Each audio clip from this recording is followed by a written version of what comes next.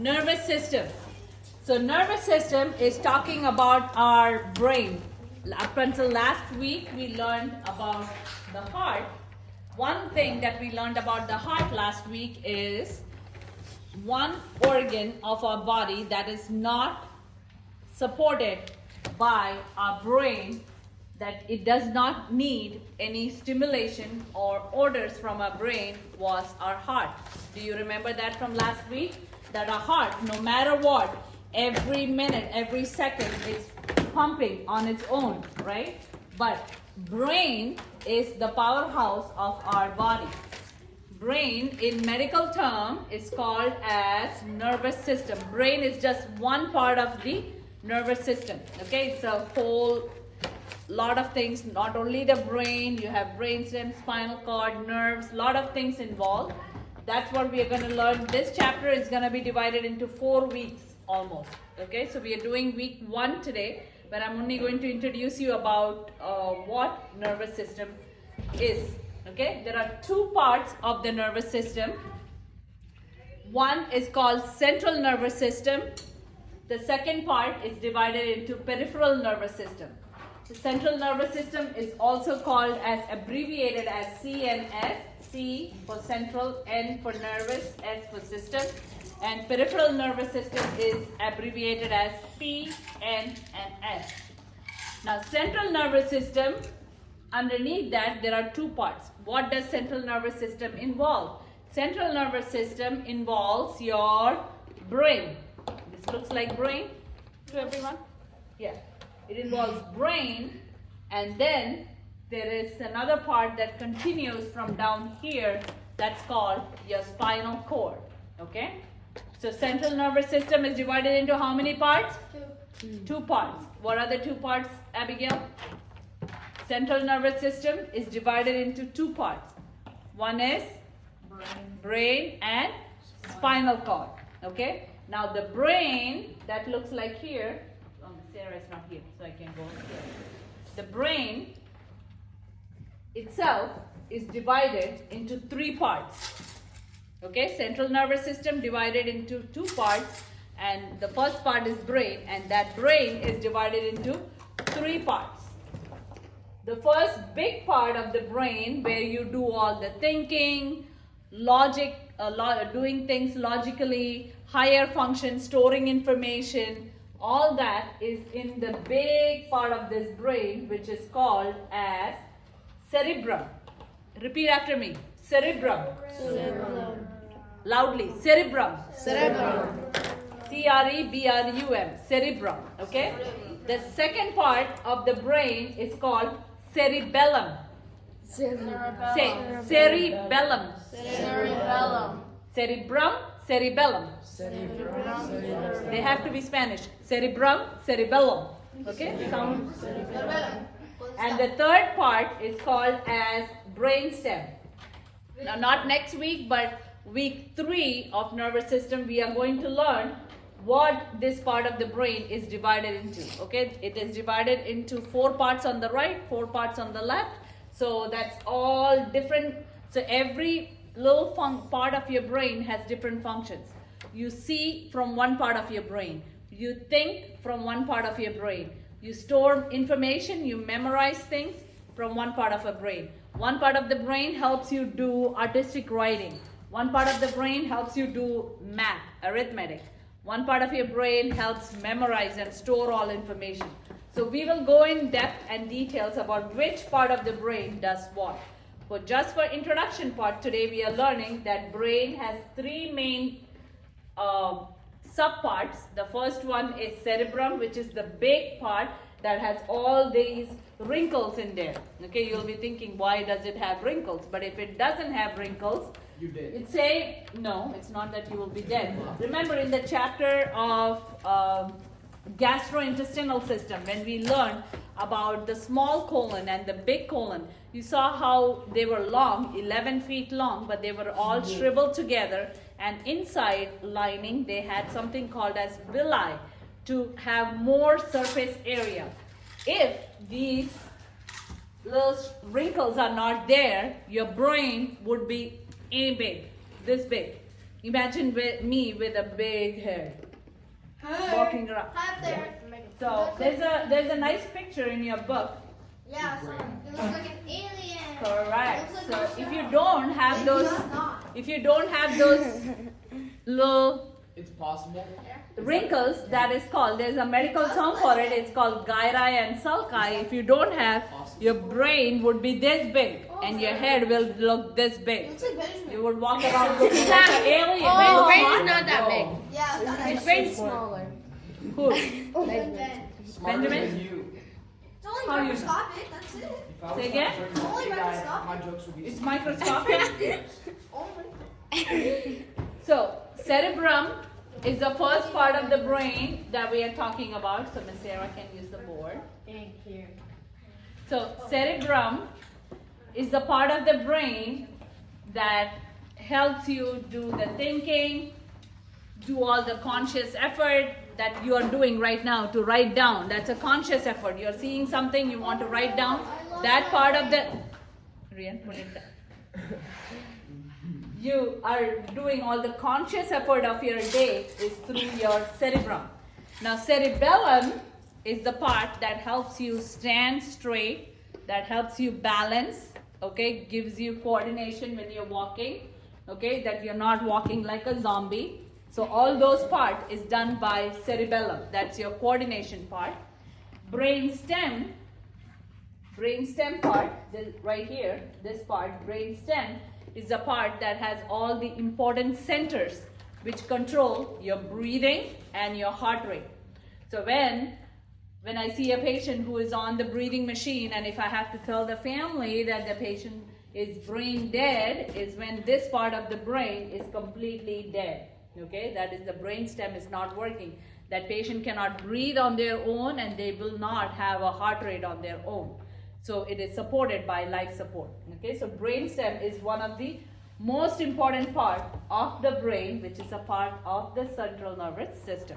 Okay, now the outer part of this cerebrum, this big part of the cerebrum, the outer part of the cerebrum is called, I thought I had my pen. May I use your pen just for a second? Is called cerebral cortex.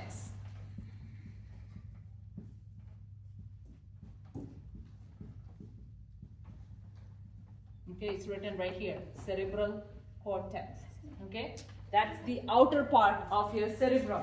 It's called cerebral cortex. This is where all your higher functions of the brain are.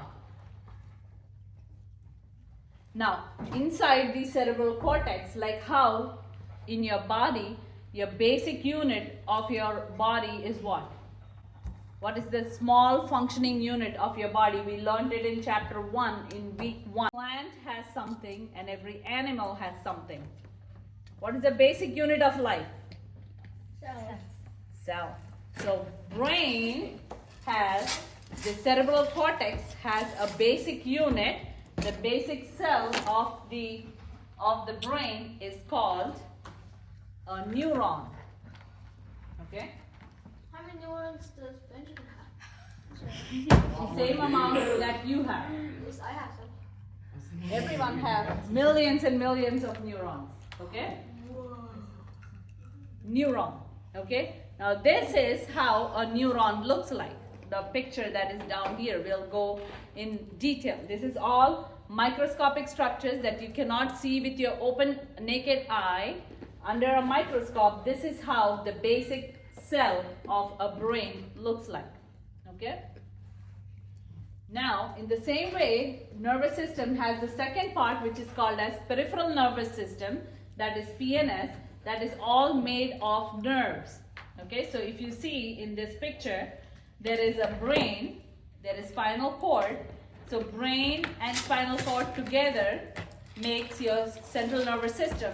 And now throughout the body, you have something called as nerves that is coming to your skin, right from the top of your head to the bottom. If I touch you, if you touch your body, you feel it, right?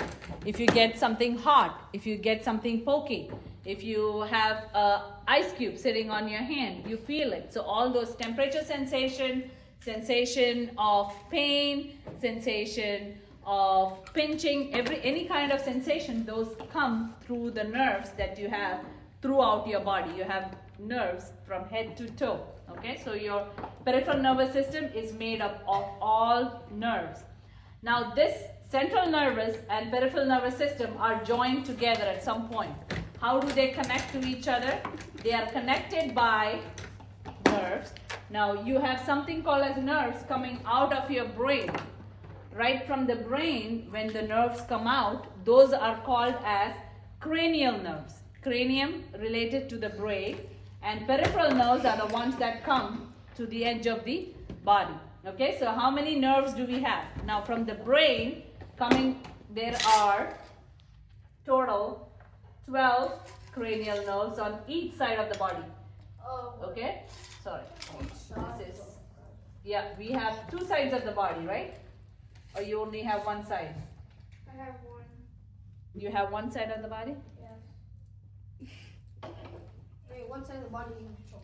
So, if you have, when you have a human being, the body is divided into the right side and the left side. So, from the right side of the brain, there are 12 cranial nerves from the right side of the brain that comes out, and there are 31 peripheral nerves or spinal nerves that come together.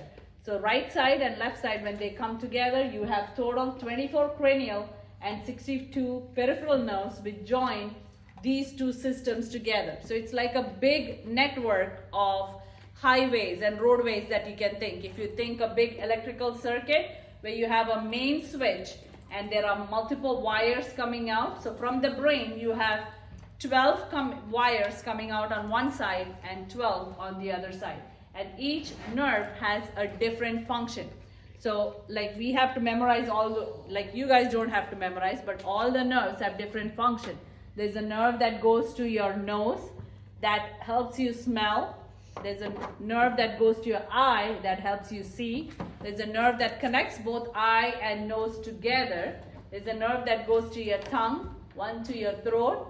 Okay, one goes behind your eye. Then there are nerves all for your extremity. Okay, just to feel how your fingers feel, how your toes feel, when you do touch, how it feels, if someone punches, how it feels. Now these nerves are the ones that take information back to your brain. Suppose you are closing a door and your finger gets stuck. What happens? Ow. Ow. So you get hurt. That information from the part of your finger that you get stuck in the door, that information goes from your finger all the way to your brain, and from the brain all the way to your mouth by the time that you say ouch. Okay, because pain is transmitted by nerves to your brain, and from brain it comes to the mouth that you are screaming out pain. Okay? Yes. Because if you do this. Yeah. So that quick is how information is being transmitted. Yes. Isn't it true very rarely people are born without those nerves and without the touch receptors, so they don't feel like anything? Yes, there are medical conditions there are people without Pain. Without pain sensation. There are people without lot of lack of nerves, so they don't have the taste sensation. There are people who cannot have touch sensation. So those are very, very deep neurological conditions. You don't have to know anything about it. But basic stuff that you need to know is what the nervous system consists of two specific systems, and each system what is it divided into. Now, we are going to learn a basic nerve. Okay, what is a basic unit of the brain? So basic unit of the brain or the cerebral cortex is called as a neuron. That's this picture. If Miss Sarah is done, then I will bring this board up and we will go. No, you finish. It's okay. I can finish when progress is. Okay, this is, you can use the other part. So this is how your brain cell looks like. Okay, I'm just gonna use your black one. Okay, this is your brain cell. Okay, this is your neuron. Now why does it look all weird? Now you have to know what it contains. Now this little finger-like projections that you have on the neuron is called dendrites. Okay? Dendrites are the finger-like projections on the brain cell that gets the information when my finger gets stuck in the door. This is the one that gets the information. It takes the information, goes to the center of that neuron called nucleus, and it travels down and it comes here. This is where it reaches to the brain. Brain sends the message, oh, Annie's finger got hurt. The message goes back to another nerve where Annie screams, ow! Yes, Rehan, what's the question? Is our brain colorful? No, our brain is not colorful. What color is that? It is light pink. Why is it in the picture colorful? This is Just just for to- information part, okay?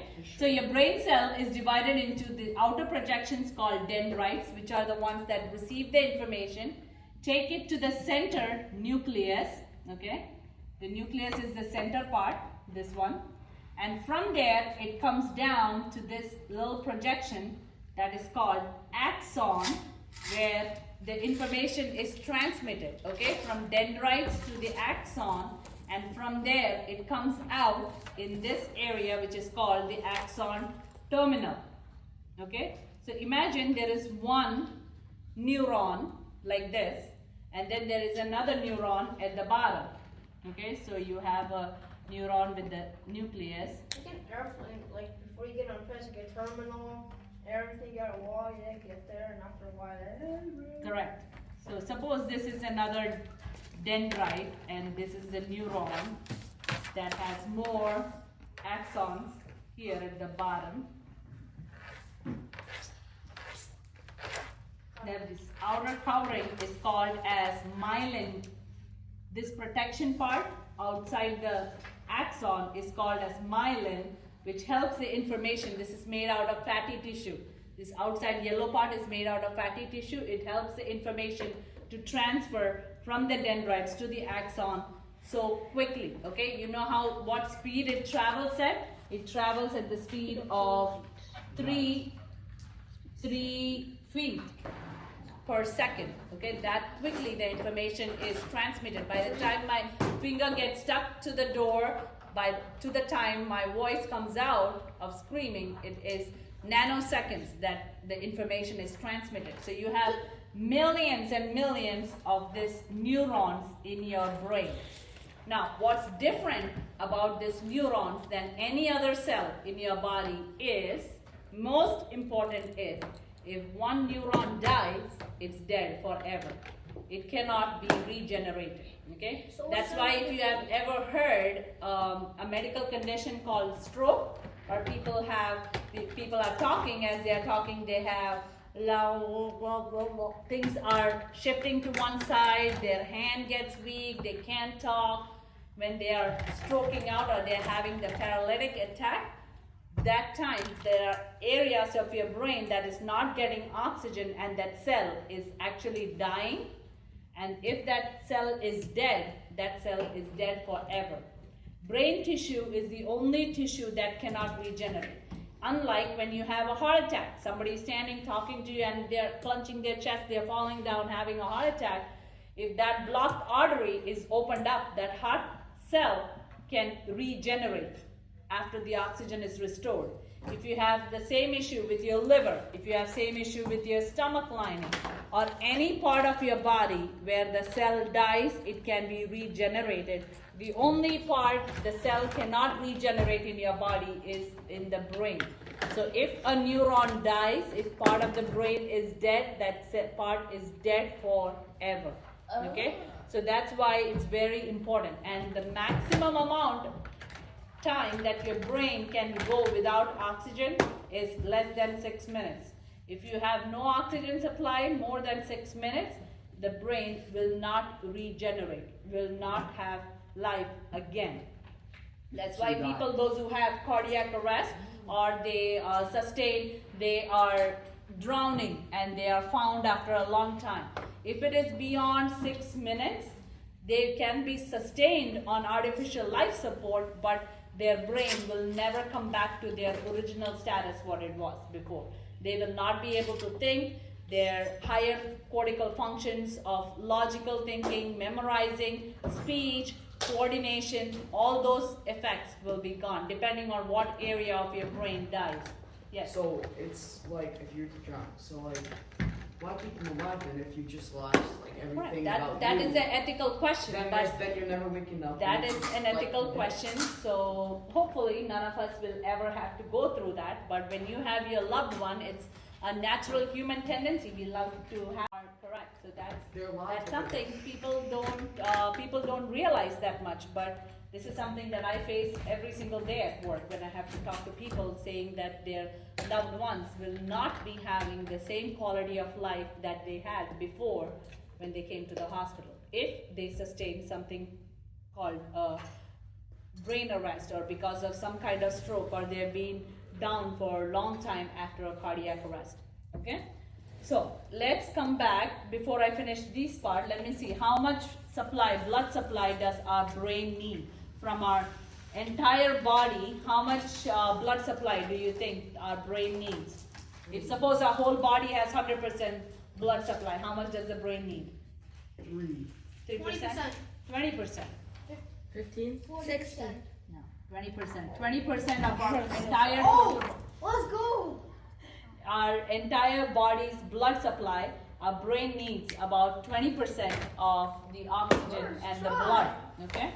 Now, what is the weight of an adult brain? 40 pounds. 5 pounds. 15 pounds. 2 pounds. No. No pounds. way. 2 pounds. 5,000 It's pounds. really 15. 5,000 billion pounds? How much do you weigh? 90. 90 pounds. And you have a 5,000 pound brain? Yeah. 6 pounds. We need some 6 pounds. 15, 20. How much? 15 to 20? You know, it's 8 15 to pounds. 20. 8 Wait. pounds. 4 pounds. Is it 4 It pounds? depends how Seven. old you are. Because if you're a baby, you weigh like 4. Let's talk about brain. adult brain. Oh, Let's talk adult about brain. regular adult brain. Then adult brain, I think 2 pounds and. Yeah, 2 pounds. 2 pounds. Simka is gonna win today. Yeah. It is less than 3 pounds. Oh, I said 4. Yeah, less than 3 pounds. The weight of an adult brain is about less than 3 pounds. I thought he was sleeping. I'll close it. He was sleeping and he woke up? Yes. Hi Zayden, welcome to the class. We're talking about your baby brain. Hi Zayden. You have a chair for him. Is it like when you're a baby, your brain is so heavy? Your brain is so heavy. When you're a baby? Like, No, your head No, is. your head is. Your head is bigger than your body So when you you are can't, born. when you're a baby, you can't keep your head up. Unless Oh, you Correct. And exercise it. their neck muscles are not strengthened. That's why they cannot sit up. Okay, let's finish up. We have 2 more points to finish up in this. Okay. Now, Guys, let's finish oh, it. sorry. So the nerve cell that we were talking, when one nerve cell is talking to the other nerve cell, there is something that is released. Now, suppose this is the nerve cell of me that is getting hurt with the finger, correct? Now this one gets stuck in the door. I get hurt. It's going to give the message to the other cell to go tell my brain that Annie's finger is hurt. How do they communicate? There is something called as release of chemicals at the end of one neuron. Those chemicals are called as neurotransmitters. Okay? Neurotransmitters. That's the blank at the bottom here. Chemicals released at the end of axon terminals are called neurotransmitters. Okay, they are called as neurotransmitters. So those chemicals tell the brain, okay, someone is hurt, needs help, and that's how the message goes to the response. Now, there is an empty space in between the first neuron and the second neuron where the chemicals are released. That empty space is called as synapse. Can everyone say synapse? Snaps. Not snap, but synapse. Okay, synapse is the empty space between the axon of one neuron to the dendrite of the other neuron. Okay, and that's where the chemicals are released. Information is transferred from one neuron to the other neuron. Okay, so this is just the basic introduction of nervous system. Let's quickly review what we learned today. Nervous system is divided into 2 parts. What are the 2 parts called as, Benjamin? Central nervous system and peripheral nervous system. And central nervous system is divided into 3 parts. Adrian, what are the 3 parts? No. Sorry, central nervous system is divided into 2 parts. Those are spinal cord. Sienna, what is brain divided into? What are the 3 parts that the brain is divided into? Cerebrum, Cerebrum, cerebellum, cerebellum, cerebellum, cerebrum, cerebellum, and brainstem. and brainstem. And then the second part is spinal cord. They just have nerves that I will explain next week. What is the peripheral nervous system divided into? Jayden, what does peripheral nervous system have? They have nerves.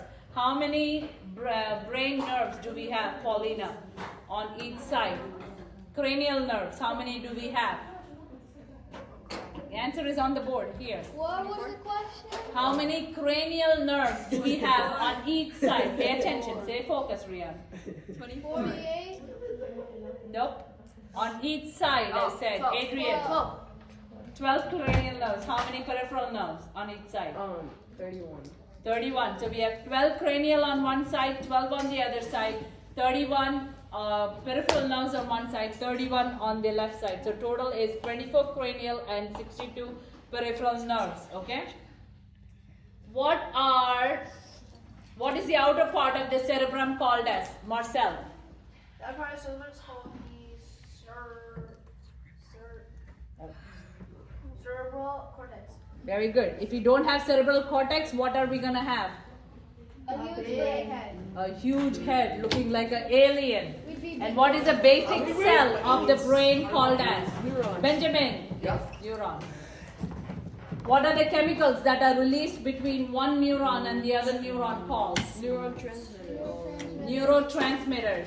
And what is the empty space between one neuron and other neuron? Sienna. Synapse. Synapse. I can't say it. Synapse. Can't say it. Synapse. So that, and how much blood supply does our brain have? Abigail? Abigail, how much blood supply does our brain need? I can't think. I'm It's on the board. It's on the board. How much blood supply does our brain need? 20%. And how much does our brain weigh? Less than 3. 3 pounds. Less than 3 pounds. If a brain cell is dead, do they grow? No. They die. That's what they Forever. If a brain cell is dead, they are dead forever. Alright. So that's it for nervous system, guys.